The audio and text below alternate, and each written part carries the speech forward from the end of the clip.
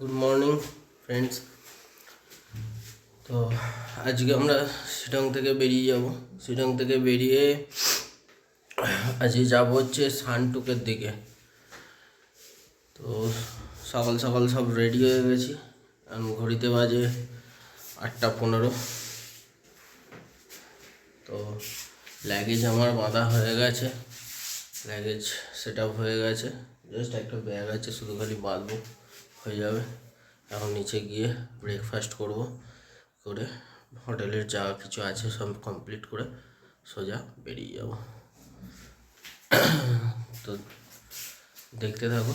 আজকের সানটুক যাওয়ার পথে কিছু সাইট সিন আছে, সাইট সিনগুলো করে একেবারে সানটুকের হোটেলে ঢুকবো। হোমস্টেতে, সবই হোমস্টে। তো একেবারে সব সাইট সিনগুলো করে নিয়ে তারপরে হোমস্টেতে ঢুকবো। তাই জন্যে আজকে আমরা সকাল সকাল বেরোনোর প্ল্যানিং করেছি, যে একটু সকাল সকাল বেরিয়ে গেলে তবে 2:30 থেকে 3টের মধ্যে হোটেলে ঢোকা যাবে। চলো দেখতে থাকো আর সাথে থাকো।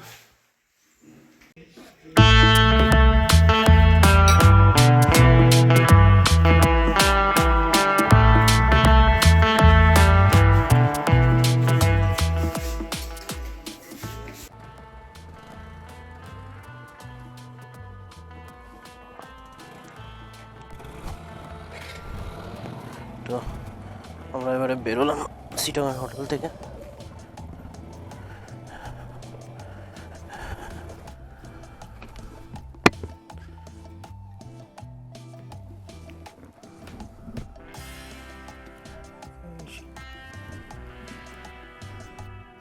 এই ছিল পাহাড়ের ভিউ হোটেলের সামনে।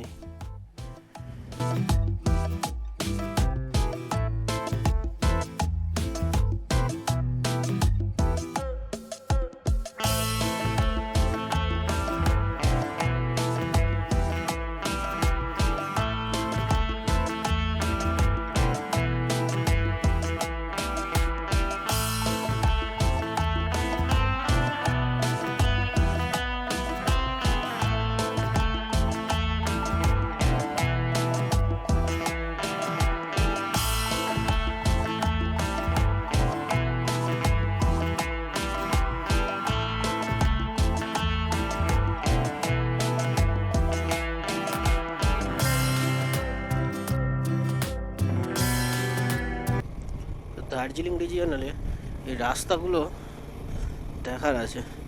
আমরা সিকিমের রাস্তা দেখেছি, সিকিমের রাস্তা অনেক চড়া হয়, খারাই হয়, কিন্তু অতটাও খারাপ হয় না। আর দার্জিলিংয়ের সাইডের রাস্তাগুলো কি হয়, এই দেখো, খাড়াই যেরকম এক টানে খাড়াইতে ঘুরে যাচ্ছে। রাস্তা কিন্তু ভালো, রাস্তা সোজা, মানে পরিষ্কার রাস্তা, কোনো খারাপ নেই, কিন্তু সোজা খাড়াই।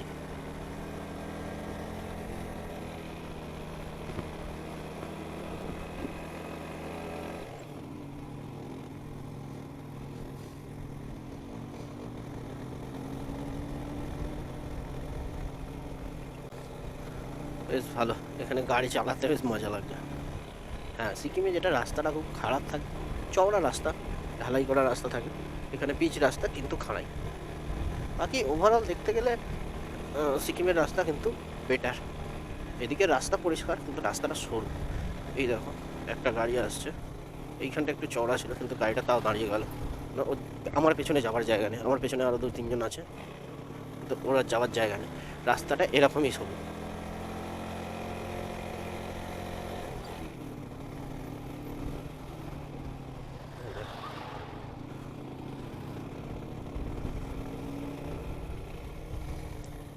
বাবা, অফ রোড স্টার্ট। কতটা অফ রোড করতে হবে দেখা যাক।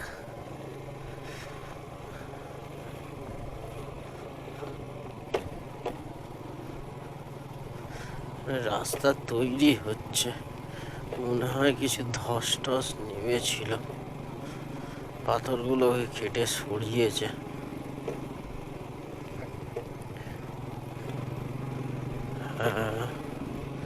ধসই নেমেছিল।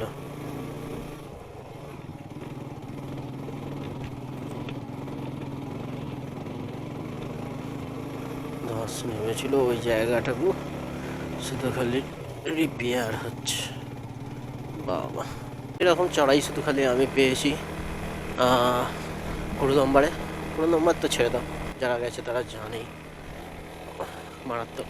তাছাড়াও একটা জায়গা আছে যেটা হচ্ছে স্কাই ওয়াকে, পেলিংয়ে স্কাই ওয়াকে উঠবার সময়তে রাস্তাটা ঠিক এরকম পুরো স্ট্রেট রাস্তা, একদম খাড়াই।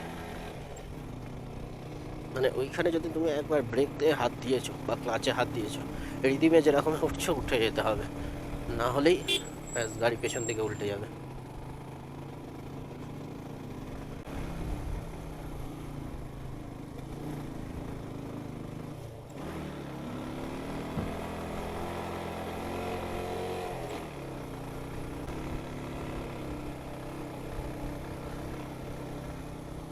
বাহ, এটা ওর কিরকম গুহা মতন আছে।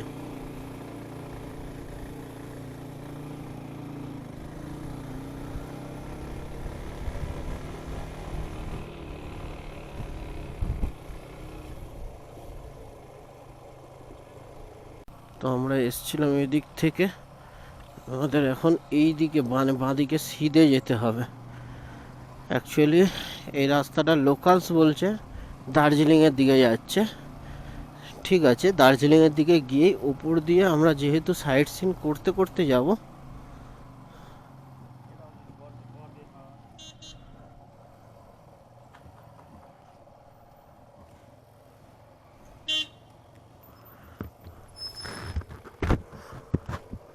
भैया 7 माइल किस साइड पड़ेगा? 7 माइल, 7th माइल, 7th वो व्यू पॉइंट है। कालिम्पोंग का साइड पे है, ऊपर से कालिम्पोंग कहाँ से जाएंगे? इस साइड से कालिम्पोंग ऊपर से ना, वो ऊपर वाला रास्ता से। हाँ, এই উপরের রাস্তাটা দিয়ে যেতে হবে। রাস্তাটা একটু বেশি হবে, আমিও সেটা দেখেছিলাম গুগলে, কিন্তু গুগল রিকানেক্টিং দেখাচ্ছে। রাস্তা তো ঠিকই আছে মনে হচ্ছে, আমার মনে হচ্ছে নিচের রাস্তাটা ছিল। 43 কিলোমিটার হয়ে, তো আমরা এই উপরের রাস্তাটা দিয়ে এলাম এই একটাই কারণে, ভিউগুলোকে দেখবো বলে, ভিউগুলো পাবো বলে। হিসাব মতো দেখতে গেলে আমাদের নিচে দিয়ে গেলে অনেক রাস্তা কম ছিল, যদি হাইওয়ে দিয়েও যদি যেতাম তাতেও আমাদের প্রচুর রাস্তা কম হতো। আর এখানেও যে একটা নিচের রাস্তা আছে সেটা দিয়ে গেলেও আমাদের 11-12 কিলোমিটারের মতন কম হতো।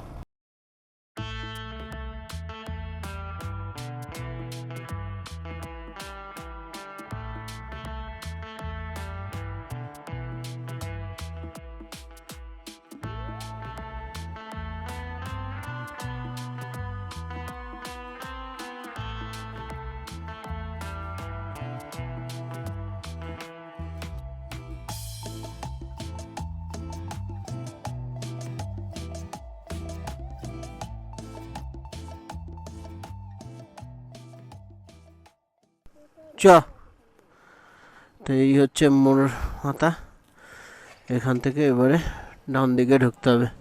এই ওই দিকে চলে যাচ্ছে 3 মাইল ভিলেজ।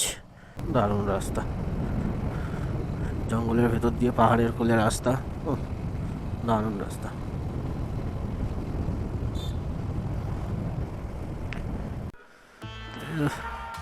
এইখানে একটা ভিউ পয়েন্ট পেলাম, এটা 6 মাইলের কাছে, 6 মাইলের ভিউ পয়েন্ট।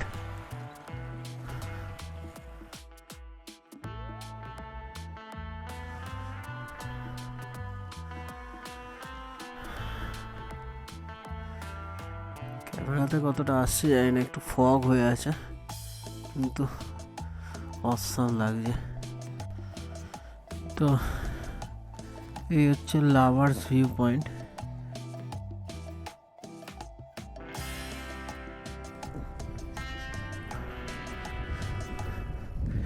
এই লাভার্স ভিউ পয়েন্টটা হচ্ছে 3টে নদীর সংমিশ্রণ। মানে 3 দিক থেকে 3টে নদী আসবে, এসে মিলেছে, ওইটাকেই লাভার্স ভিউ পয়েন্ট বলছে। তবে এখন এইখানটা নিচেটাতে প্রচুর চড়া পড়ে গেছে, চড়া পড়ে নিচে এখন লোকে ওই ফিস্ট করে, ক্যাম্পিং করে। ভিউ মানে সেই যে নদীর যে ভিউ পয়েন্টটা, ওটা বর্ষাকালে তবু দেখা যায়, কিন্তু এখন পুরোপুরি চড়া পড়ে গেছে।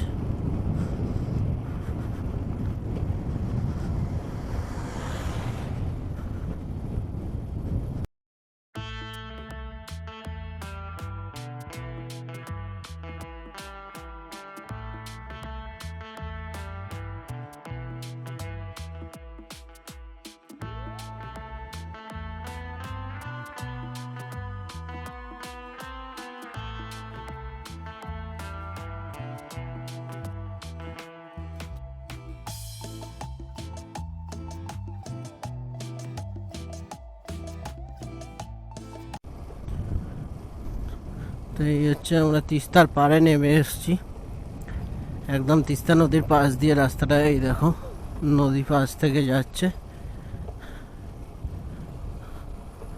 জলে ফোর্সও আছে।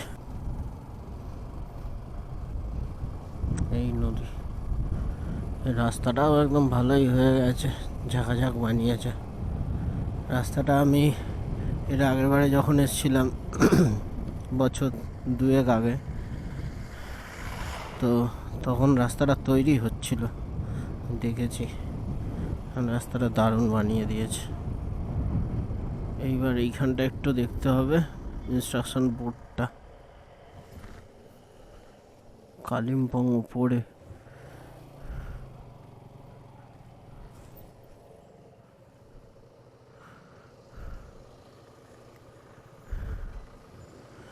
কালিম্পং গ্যাংটক উপরে।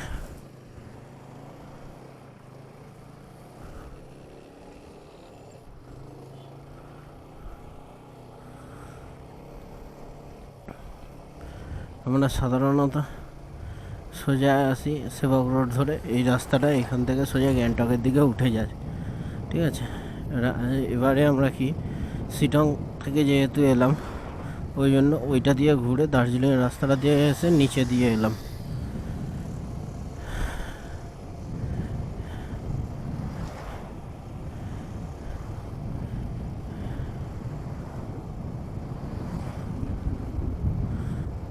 সেই অতি প্রচলিত, মানে আমাদের চেনা পরিচিত সেই ব্রিজটা টপকাবো আমরা।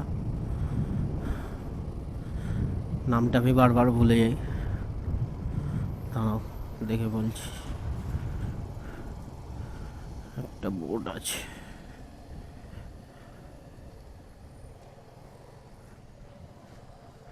বোর্ডটা কোথায় গেল? এই ব্রিজটার নাম কি ভুলে গেছি, না না এই ব্রিজটার নামটা কি ভুলে গেছি। আরে খুব মানে এ নাম না, করোনেশন ব্রিজ এটা নয়, করোনেশন ব্রিজ ওপরে, করোনেশন ব্রিজ টপ ওদিকে আছে।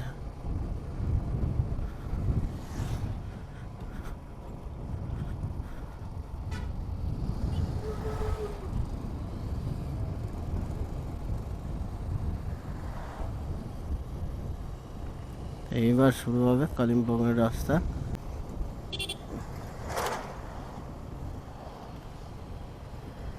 তো এই জায়গাটাকে বলছে 7th মাইল ভিউ পয়েন্ট।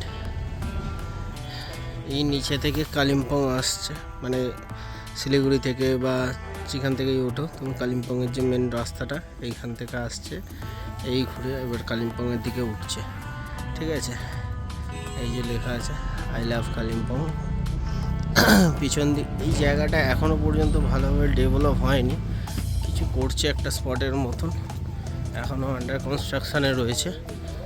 আর পিছন দিকের ভিউটা পুরো আটকে গেছে, নিচে থেকে গাছপালা হয়ে গিয়ে পুরো ভিউটা আটকে গেছে। আমরা চেষ্টা করছি যদি ভিউটা একটুখানি পাওয়া যায়। ওই দূরে পাহাড়, ওই দূরে পাহাড়, নিচে পুরো জঙ্গল হয়ে আছে, অনেক ডেভেলপমেন্টের দরকার আছে, এখানে আরও ডেভেলপ হচ্ছে, পয়েন্টটা আরও ডেভেলপ করতে হবে। এতে সানটুক কালিম্পংয়েরই একটা অফবিট সাইড।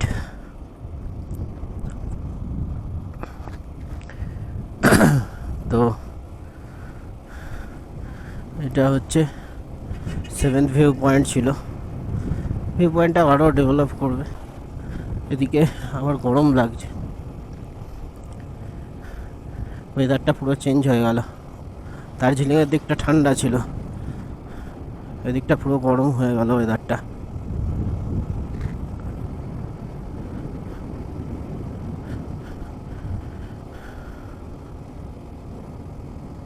আমাদের যাওয়ার পথে একটা মনেস্ট্রি পড়েছে, শাখা মনেস্ট্রি। তো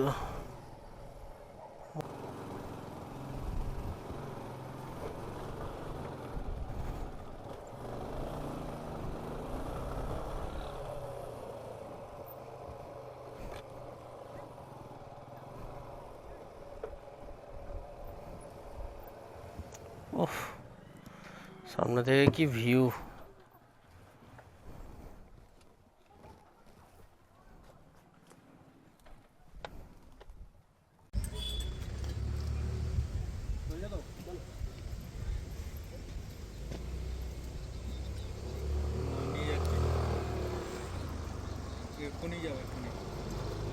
মোবাইল নিয়ে চলে গেল, ওরা মোবাইলটা নিল না।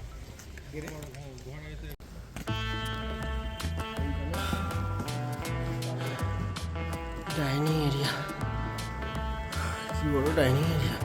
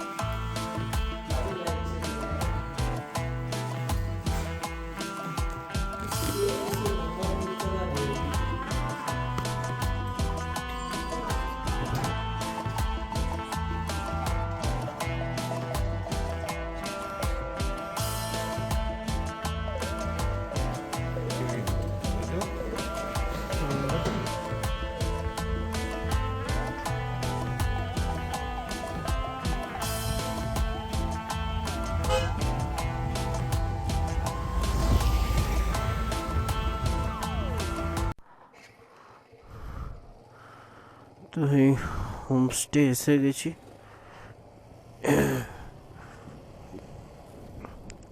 নিচে যেতে হবে।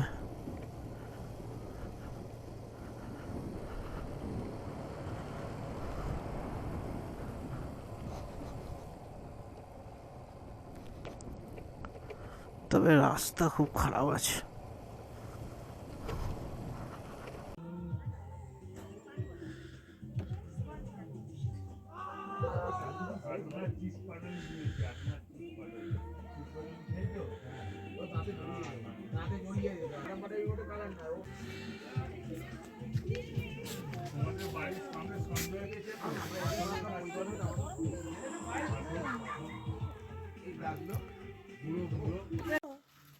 জল পড়তে পারে টপ টপ করে।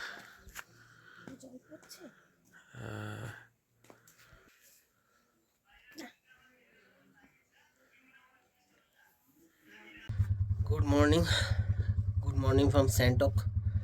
তো আমরা কালকে সন্ধেবেলা স্যান্টকে ঢুকে গেছিলাম, এবারে সবাই টায়ার্ড হয়ে গেছিলো বলে আর সেরকম কিছু মানে কোনো অ্যাক্টিভিটি এখানে হয়নি। এবারে সব মানে ঘুমিয়েই পড়েছিলাম আমরা।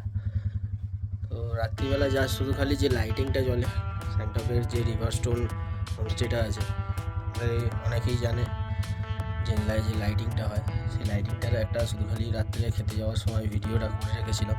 কি তোমাদের একটু রুমের ক্যাটাগরিটা দেখাই। এই ছিল আমাদের কাপেল রুম। এটা ছিল বেডটা যথেষ্ট ছোট বেড আছে, মানে 4 ফুট বাই 6 ফুটের বেড। আমার তো খুব প্রবলেম হয়েছিল, কারণ আমার হাইট অনুযায়ী বেড খুবই ছোট। এমনি আদারওয়াইজ ডেকোরেশন ঠিকঠাক আছে, সাইডে ফুল পাতা দিয়ে সব ডেকোরেট করা আছে, এমনিতে ঠিক আছে। চলো বাইরে থেকে লুকটা দেখি এবং বাইরের সকালবেলার লুকটাও দেখাই। এই ছিল আমার গাড়ি কোল স্টার্ট করতে দিয়েছি।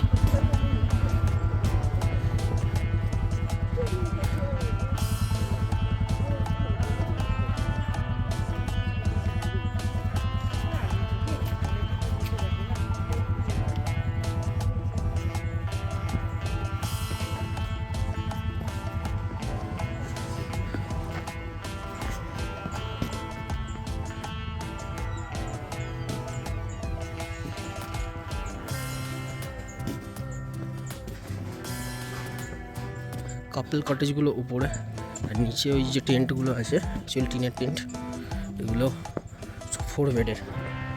আর আমাদের সাথে যারা এসছে সৌরভরা, ওরা 4 জন ছিল, তো ওদেরকে এই ধারের এই টিনের টেন্টটা দিয়েছে।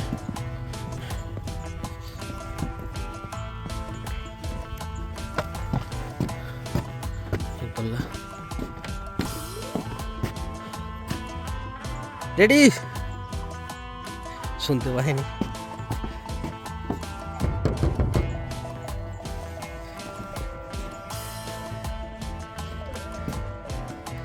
এই একটা টেন্ট, 2টো টেন্ট আছে পাশাপাশি। এই হচ্ছে পাহাড়ের ভিউ।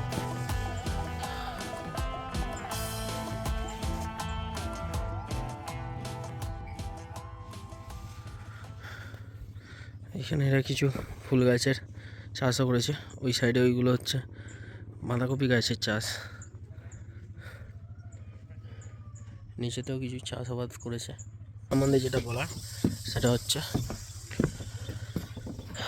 এদের প্রাইজিং খুব হাই, ঠিক আছে? সেই অনুযায়ী রুমের ক্যাটাগরি খুব একটা ভালো কিছু নয়, জাস্ট ডেকোরেশন করা আছে।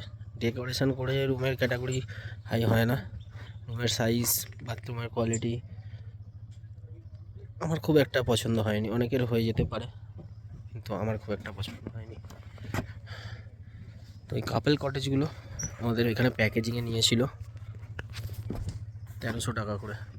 আর এই টেন্টের যে 4 বেডের কটেজগুলো আছে, এই আমার পেছনে টেন্টের যে কটেজটা, এটা নিয়েছে 1450 টাকা করে পার হেড, ইনক্লুডিং ফুডিং। তো এই কটেজটার ভেতরে একটা জিনিস যেটা দেখলাম দেওয়া আছে, যে রুম হিটার একটা দিয়েছে আর এয়ার কুলার দিয়েছে। মানে গরমকালে এখানে গরমও পড়ে, গরমকালে এয়ার কুলারের দেওয়া হয়, আর শীতকালে রুম হিটার তো দিয়েইছে। রুম হিটারটা ভালো কাজও করছে।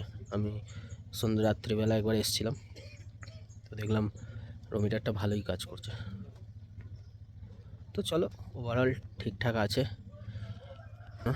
এই উপরে এখানে কিছু পার্সোনাল টেন্টের ব্যবস্থা আছে।